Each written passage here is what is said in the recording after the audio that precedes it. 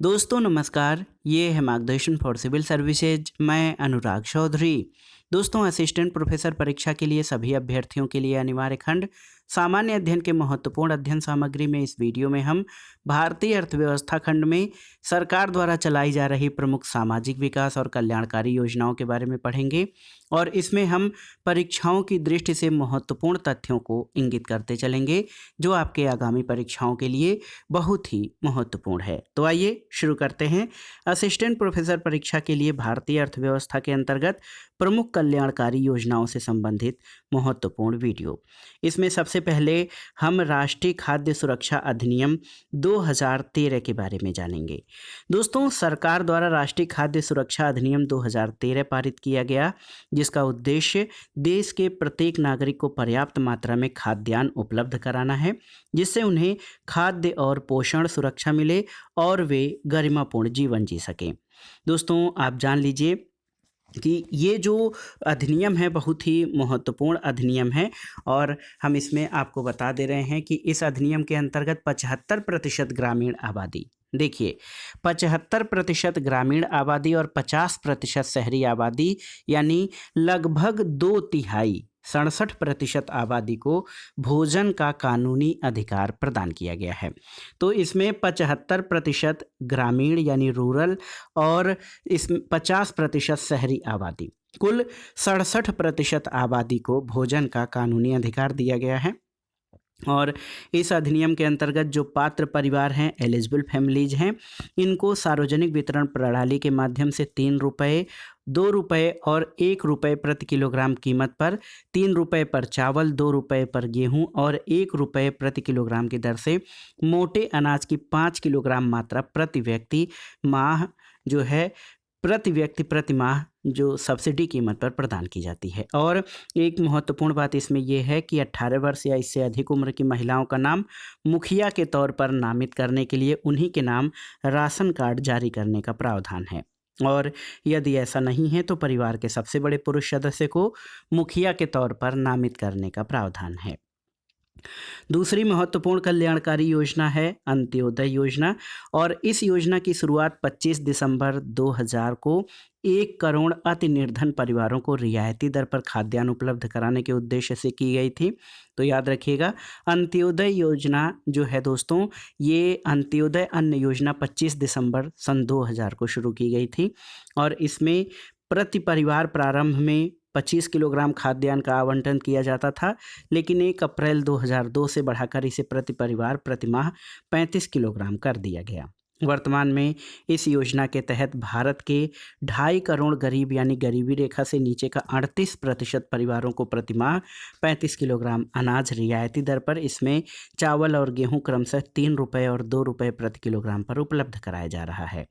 और 3 जून 2009 को अंत्योदय अन्न योजना के अंतर्गत परिवारों की पहचान के लिए मानदंडों में संशोधन किया गया है, और वर्तमान में इसके अंतर्गत सभी बीपीएल परिवार यानी गरीबी रेखा से नीचे रहने वाले परिवार को एचआईवी पॉजिटिव व्यक्तियों को भी इसमें शामिल किया गया है। अब आइए जानते हैं राष्ट्रीय खाद्य सुरक्षा मिशन के बारे में। दोस्तों, राष्ट्रीय विकास परिषद ने 29 मई 2007 को अपनी 53वीं बैठक में खाद्य सुरक्षा मिशन शुरू करने के लिए एक प्रस्ताव पारित किया था, जिसके तहत नेशनल फूड सिक्योरिटी मिशन यानी NFSM अक्टूबर 2007 में प्रारंभ किया गया। और राष्ट्रीय खाद्य सुरक्षा मिशन का उद्देश्य जो है राष्ट्र में खाद्य सुरक्षा यानी फूड सिक्योरिटी सुनिश्चित करने के लिए गेहूं, चावल, मोटे अनाज और दालों तथा वाणिज्यिक फसलों के उत्पादन को बढ़ाना है। एक महत्वपूर्ण योजना प्रधानमंत्री किसान संपदा योजना है। तो ये मई 2017 में केंद्र प्रायोजित योजना है। इसका पूरा नाम है scheme for agro marine processing and development of agro processing cluster. इसको मंजूरी दी गई है, और इसका 26 मई 2017 को पुनर्नामकरण करते हुए किसान संपदा योजना कर दिया गया है। वर्तमान में ये योजना प्रधानमंत्री किसान संपदा योजना के रूप में जानी जाती है। और इस योजना का कार्यान्वयन कौन करता है, तो याद कर रखिएगा। इस योजना का कार्यान्वयन दोस्तों खाद्य प्रसंस्करण उद्योग मंत्रालय द्वारा किया जा रहा है और प्रधानमंत्री किसान संपदा योजना एक व्यापक पैकेज है। इसके परिणाम स्वरूप इसमें क्या होता है कि खेत से लेकर खुदरा बिक्री केंद्रों तक जो है महत्वपूर्ण आपूर्ति श्रृंखला प्रबंधन के साथ आधुनिक अवसंरचना का सृजन होगा। प्रधानमंत्री किसान संपदा योजना के अंतर्गत निम्न स्कीमों का कार्यान्वयन किया जाएगा, जैसे mega food park, cold chain, खाद्य प्रसंस्करण और परिरक्षण क्षमताओं का विस्तार, कृषि प्रसंस्करण क्लस्टर और संरचना, बैकवर्ड और फॉरवर्ड लिंकेजों का सृजन, खाद्य संरक्षा और गुणवत्ता आश्वासन और संरचना तथा मानव संसाधन और संस्थान। और आप जान लीजिए कि 2022-23 के बजट में इस योजना के लिए यानी पीएम संपदा योजना के लिए दोस्तों ये 900 करोड़ रुपए आवंटित किया गया है। इस योजना को 4600 करोड़ रुपए प्रावधान के साथ मार्च 2026 तक बढ़ा दिया गया है। आइए देख लेते हैं गरीबी और बेरोजगारी उन्मूलन से संबंधित योजनाएं। तो राष्ट्रीय ग्रामीण रोजगार गारंटी योजना 2006 में शुरू हुआ, जिसको महात्मा गांधी राष्ट्रीय ग्रामीण रोजगार योजना कर दिया गया है। और आप जान लीजिए दोस्तों, भारत निर्माण कार्यक्रम 2005 से, अंत्योदय अन्न योजना सन 2000 से, जनश्री बीमा योजना वर्ष 2000 से, प्रधानमंत्री ग्रामोदय योजना 2000 से, और देखिए जवाहर ग्राम समृद्धि योजना 1999 से, स्वर्ण जयंती ग्राम स्वरोजगार योजना 1999 से, स्वर्ण जयंती शहरी रोजगार योजना 1997 से, रोजगार आश्वासन योजना 1993, प्रधानमंत्री रोजगार योजना 1993 से, इंदिरा आवास योजना 1985, जवाहर रोजगार योजना 1989 और द्वारका यानी DWCRA 1982 से और ट्राइसेम योजना 1979 से प्रारंभ हुई है। आइए जानते हैं महात्मा गांधी राष्ट्रीय ग्रामीण रोजगार गारंटी अधिनियम यानी मनरेगा के बारे में। दोस्तों 5 सितंबर 2005 को स्वीकृति प्रदान करने के उपरांत राष्ट्रीय ग्रामीण रोजगार गारंटी योजना यानी नरेगा का शुभारंभ कहाँ से? आंध्र प्रदेश के अनंतपुर जिले से 2 फरवरी 2006 को देश के 200 चुनिंदा जिलों में किया गया था। 2007-08 में इसका विस्तार 130 अतिरिक्त जिलों में किया गया और 1 अप्रैल 2008 को इसका विस्तार जम्मू और कश्मीर को छोड़कर देश के सभी जिलों में किया गया था। लेकिन आगे 2 अक्टूबर 2009 को नरेगा का नाम बदलकर महात्मा गांधी राष्ट्रीय ग्रामीण रोजगार गारंटी योजना यानी मनरेगा कर दिया गया था। मनरेगा का लक्ष्य प्रत्येक ग्रामीण परिवार के एक वयस्क सदस्य को न्यूनतम 100 दिन का अकुशल रोजगार उपलब्ध कराना है और इस एक्ट के तहत रोजगार के लिए आवेदन प्राप्त होने के दिनांक से 15 दिन के भीतर रोजगार प्रदान करने की गारंटी प्रभावी हो जाती है।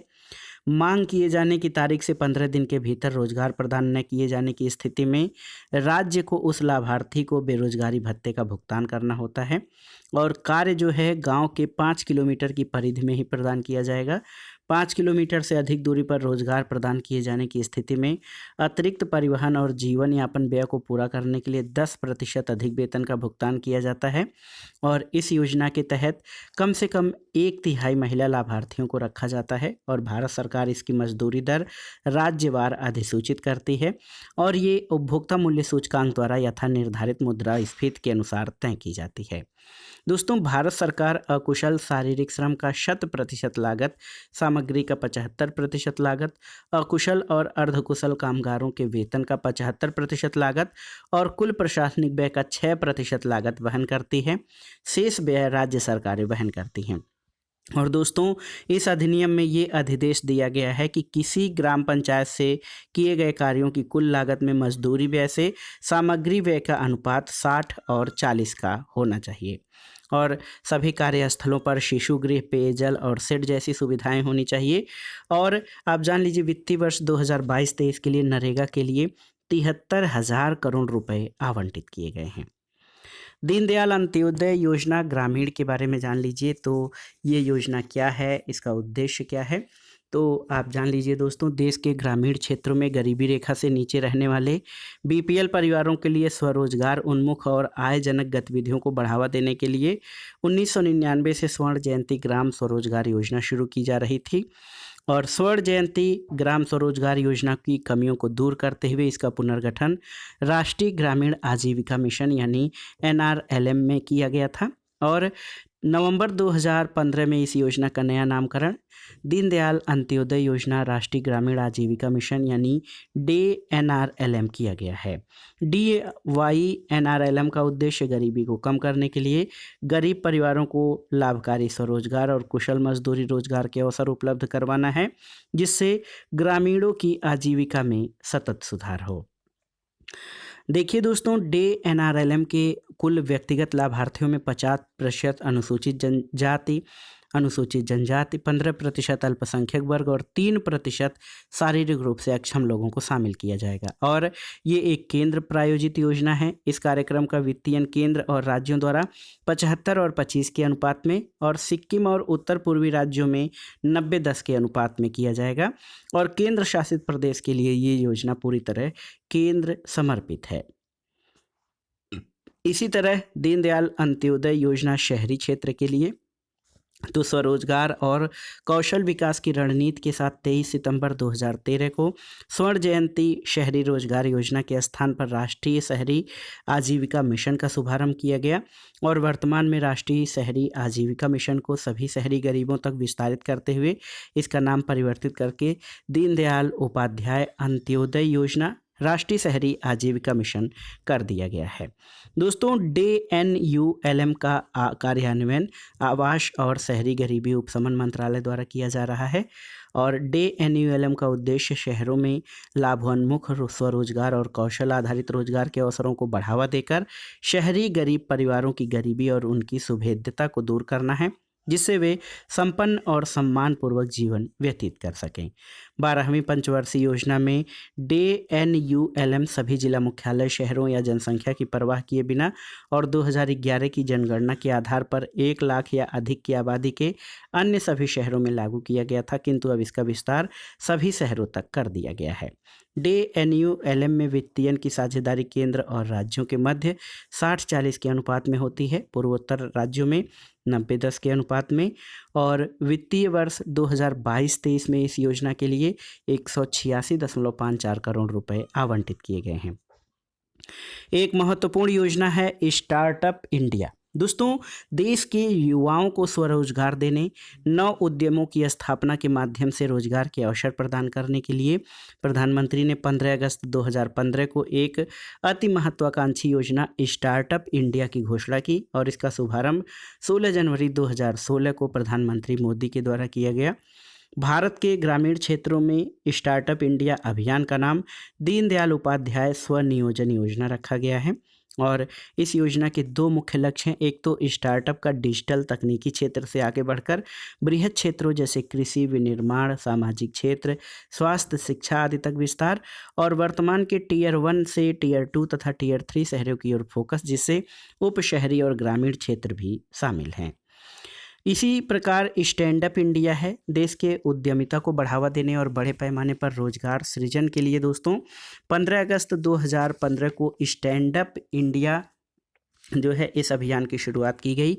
स्टैंड अप इंडिया योजना का शुभारंभ 5 अप्रैल 2016 को बाबू जगजीवन राम के जन्म दिवस और बाबा साहब डॉक्टर भीमराव अंबेडकर की 125वीं जयंती के अवसर पर प्रधानमंत्री नरेंद्र मोदी द्वारा नोएडा से किया गया। और इस योजना के स्टैंड अप इंडिया के 3 उद्देश्य हैं। एक तो संस्थागत साख संरचना तक अनुसूचित जाति, जनजाति और महिला उद्यमियों के पहुंच को आसान करना, जो अब इसके लिए अयोग्य समझे गए थे। इन वर्गों को भी देश की आर्थिक समृद्धि में भागीदार बनाना और योजना के माध्यम से लगभग 2.5 लाख ऋण इच्छुकों को पूरे देश में स्थित 1.25 लाख बैंक शाखाओं के माध्यम से लाभान्वित करना। स्टैंड अप इंडिया योजना का लक्ष्य देश के सभी वाणिज्यिक बैंकों की प्रत्येक शाखा से कम एक अनुसूचित जाति जनजाति वर्ग से और एक महिला ऋणग्राही को 10 लाख से 1 करोड़ तक का ऋण किसी नव उद्यम के लिए उपलब्ध करवाना है। और इस योजना के क्रियान्वयन के लिए सिडबी द्वारा पुनर्वित्त पोषण किया जाएगा। अगला है राष्ट्रीय कौशल विकास और उद्यमिता नीति। तो ये बहुत ही महत्वपूर्ण है, 2015 में लाई गई और इसको national skill development and entrepreneurship policy 1 जुलाई 2015 को जो है केंद्रीय मंत्रिमंडल द्वारा मंजूरी दी गई है। और 15 जुलाई 2015 को नई दिल्ली में प्रधानमंत्री नरेंद्र मोदी द्वारा राष्ट्रीय कौशल विकास मिशन शुरू किया गया। राष्ट्रीय कौशल विकास और उद्यमिता नीति 2015 में जारी की गई और स्किल इंडिया के लोगों का अनावरण किया गया। इस नीति का उद्देश्य युवाओं और कर्मचारियों का सशक्तिकरण कर उनकी उत्पादकता में वृद्धि करना है। अब आइए देखते हैं प्रधानमंत्री कौशल विकास योजना के बारे में। तो दोस्तों, प्रधानमंत्री की अध्यक्षता वाले केंद्रीय मंत्रिमंडल ने 1500 करोड़ रुपए की लागत वाली प्रधानमंत्री कौशल विकास योजना को 20 मार्च 2015 को मंजूरी प्रदान की और इसे 15 जुलाई 2015 को प्रारंभ किया गया। इस योजना का कार्यान्वयन कौशल विकास और उद्यमिता मंत्रालय के अधीन राष्ट्रीय कौशल विकास निगम द्वारा किया जा रहा है। अगली योजना है प्रधानमंत्री सुरक्षा बीमा योजना। तो ये योजना भारत सरकार द्वारा समर्थित दुर्घटना बीमा योजना है, जिसकी घोषणा तत्कालीन वित्त मंत्री अरुण जेटली ने वार्षिक बजट 2015-16 में किया था। और दोस्तों, आप जान लीजिए ये बहुत ही महत्वपूर्ण योजना है। अगर आप देखेंगे तो इसका शुभारंभ 9 मई 2015 को कोलकाता से प्रधानमंत्री द्वारा किया गया था। जिनके पास किसी तरह का बीमा नहीं है उनके लिए ये योजना शुरू की गई थी और इस योजना को प्रधानमंत्री जन धन योजना से जोड़ दिया गया है। योजना की अवधि 1 वर्ष थी, जो 1 जून से 31 मई, और इसका प्रत्येक वर्ष नवीकरण हो सकता है। और इसमें इसकी शर्तें थी कि 18 से 17 वर्ष की आयु वाले समस्त बचत बैंक खाताधारी इस योजना में शामिल होने के पात्र हैं। बैंक खाते के लिए आधार कार्ड प्राथमिक केवाईसी होगा और प्रत्येक लाभार्थी को 12 रुपये प्रतिवर्ष बतौर प्रीमियम देना होगा। दुर्घटना में मृत्यु अथवा पूर्ण अपंगता पर 2 लाख रुपये, जबकि आंशिक अपंगता की स्थिति में 1 लाख रुपये प्राप्त होंगे। प्रधानमंत्री जीवन ज्योति बीमा योजना, तो ये PMJBY मूल रूप से एक जीवन बीमा पॉलिसी है जिसका सालाना आधार पर या लंबी अवधि के लिए नवीकरण किया जा सकता है। इस योजना के अंतर्गत पॉलिसी धारक की मृत्यु होने पर उसे जीवन बीमा कवरेज उपलब्ध कराया जाएगा। प्रधानमंत्री नरेंद्र मोदी द्वारा 9 मई 2015 को इस योजना को शुरू किया गया था और प्रधानमंत्री जीवन ज्योति बीमा योजना का उद्देश्य जीवन बीमा को बढ़ावा देने के साथ पॉलिसी धारक की मृत्यु होने पर उसके परिवार को आर्थिक सहायता प्रदान करना है। दोस्तों, प्रधानमंत्री जीवन ज्योति बीमा योजना 18 से 50 आयु वर्ग के व्यक्तियों को उपलब्ध कराई जाती है। इस बीमा योजना का लाभ प्राप्त करने के लिए संबंधित व्यक्तियों का बैंक खाता होना चाहिए और यदि किसी व्यक्ति के एक से अधिक बचत खाते उसी बैंक या अन्य बैंकों में हैं तो वह सिर्फ एक ही खाते से इस योजना से जुड़ सकता है। लाभार्थी को बीमा योजना के तहत सालाना 330 रुपये का भुगतान करना होगा और ये राशि प्रतिवर्ष बीमा धारक के बैंक खाते से काट ली जाएगी। इस राशि की कटौती उसी बैंक से होगी जहां यह बीमा शुरू होगी। प्रधानमंत्री जीवन ज्योति बीमा योजना में जोखिम कवरेज 2 लाख रुपए का है। पॉलिसी धारक की उम्र 55 वर्ष पूरी होने पर पॉलिसी समाप्त हो जाएगी। अगला है राष्ट्रीय स्वास्थ्य बीमा योजना। तो आप जानते हैं 1 अप्रैल 2008 से श्रम और रोजगार मंत्रालय भारत सरकार द्वारा गरीबी रेखा से नीचे रहने वाले लोगों के लिए, आप जान लीजिए, गरीबी रेखा से नीचे रहने वाले लोगों के लिए ये स्वास्थ्य बीमा कवर प्रदान करने के लिए ये योजना शुरू की गई थी और 1 अप्रैल 2015 से इसका क्रियान्वयन स्वास्थ्य और परिवार कल्याण मंत्रालय द्वारा किया जा रहा है। राष्ट्रीय स्वास्थ्य बीमा योजना के 2 उद्देश्य हैं।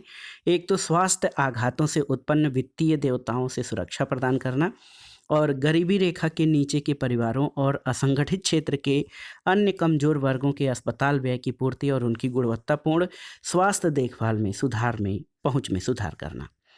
अटल पेंशन योजना, तो दोस्तों अटल पेंशन योजना यानी APY ये असंगठित क्षेत्र के कामगारों के लिए महत्वाकांक्षी सामाजिक सुरक्षा योजना है जिसकी घोषणा वित्त मंत्री अरुण जेटली ने 2015-16 के आम बजट में किया था और प्रधानमंत्री ने 9 मई 2015 को इस योजना की औपचारिक घोषणा कोलकाता में की थी।